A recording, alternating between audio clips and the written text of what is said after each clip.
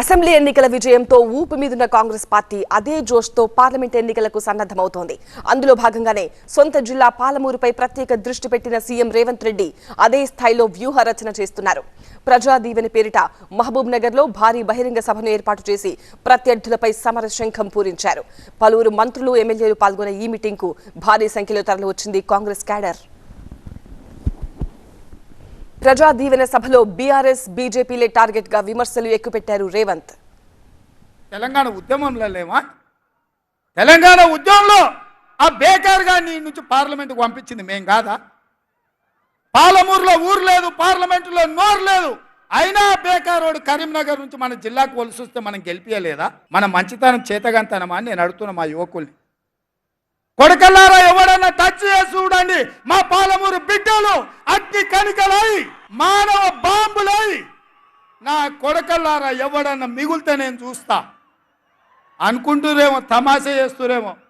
వానో వీనో సందులల్లా సకలగుల పెట్టి ఏదో చేద్దామని ఒక్కనొక్కని పండబెట్టి తొక్కి పేగులు తీసి మెడలేసుకొని ఊరేగుతాం బిడ్డ. ఎవడని ప్రభుత్వం మీదకి వస్తే ఇది ఆసామాసి అల్లాటప్పకు వచ్చిన వాళ్ళం కాదు బిడ్డ.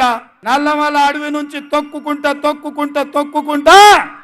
ప్రగతి భవన్ లో ఉన్న నిన్ను కంచెలు బద్దలు కొట్టి బజార్లకు ఇచ్చిన బిడ్డను బిడ్డ. ఇక్కడి నుంచి వచ్చినోని నేను అడుగుతున్న సన్నాసుల్లారా, నేనెక్కడ పోయి ఇంట్లో తలుపులు మూసి కడుపులో తలకాయ పెట్టి కాళ్ళు పట్టుకోలే, చెవులో గుసగుసలు చెప్పలే. బాజాబ్తా ప్రధానమంత్రిగా ఈ రాష్ట్రానికి వస్తే ముఖ్యమంత్రిగా నా బాధ్యతను నెరవేర్చిన అతిథి మన ఇంటికి వచ్చినప్పుడు మర్యాద ఇవ్వడం మన సంస్కారం అని నేను విశ్వసించిన, నమ్మిన. మర్యాద ఇవ్వడం మన బలహీనత కాదు. మర్యాద ఇవ్వడం వల్ల మన గౌరవం పెరుగుతుంది.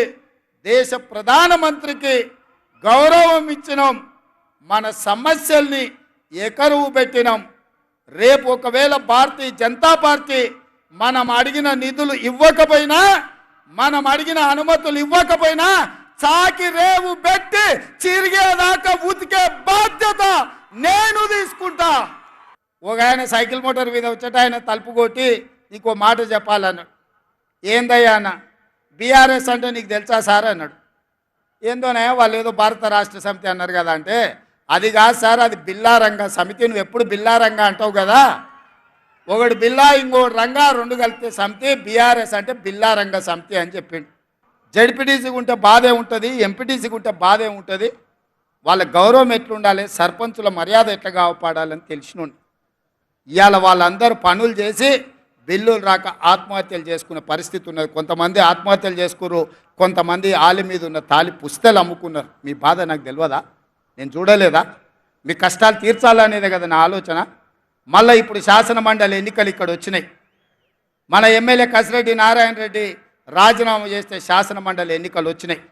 తొందరలోనే ఈ ఎన్నికల్లో పార్టీ పరంగా జీవన్ రెడ్డిని అభ్యర్థిగా ఏఐసిసి ప్రకటించబోతుంది. శాసన మండలి ఎన్నికల్లో ఆనాడు నన్ను ఎట్లయితే గెలిపించారో కాంగ్రెస్ పార్టీ తరఫున జీవన్ రెడ్డిని ఈ పాలమూరు శాసన మండలి ఎన్నికల్లో గెలిపించండి. ఈ రాష్ట్రానికి, ఈ జిల్లాకు ఉపయోగపడతాడు.